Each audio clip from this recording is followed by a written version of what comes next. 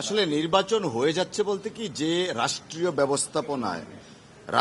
ব্যবস্থাপনা আমরা এখানে দেখতে পাচ্ছি যে সংশ্লিষ্ট মন্ত্রণালয় বা মন্ত্রণালয়ের উপদেষ্টা যিনি আছেন রাষ্ট্রীয় ব্যবস্থাপনায় যেন তেন প্রকারে পার্টিসিপেটরি না করে তাদের উদ্দেশ্য হাসিলের জন্য কোনো রকম একটা নির্বাচন করতে চাচ্ছেন এবং যারই অংশ হিসাবে প্রথম যে 1 সেপ্টেম্বর চিঠি দিয়েছিল সেটা ওভাররুল করে বর্তমান যিনি প্রেসিডেন্ট আছেন তিনি তার ইচ্ছাধীন মাফিক যে সমস্ত ভোটার দেখে দেখে ওনার পক্ষে হয়তো ভোট দিবেন না তাদেরকে তিনি বাদ দিয়ে নতুন ভোটার তালিকা করার জন্য একটা নির্দেশনা দিয়েছেন।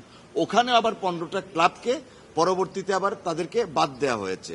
তো আমাদের কাছে যেটা মনে হচ্ছে যে দেশের একজন নাগরিক হিসাবে এইরকম অব্যবস্থাপনা এবং একটা আল্টিরিয়ার মোটিভ কাজ করছে। বাংলাদেশের ক্রিকেট সারা বিশ্বে সমাদৃত, কোটি কোটি দর্শক এবং শ্রোতা বাংলাদেশে ক্রিকেট প্রেমী আছে। এই ক্রিকেট বোর্ড সর্বোচ্চ নিয়ন্ত্রণকারী সংস্থা।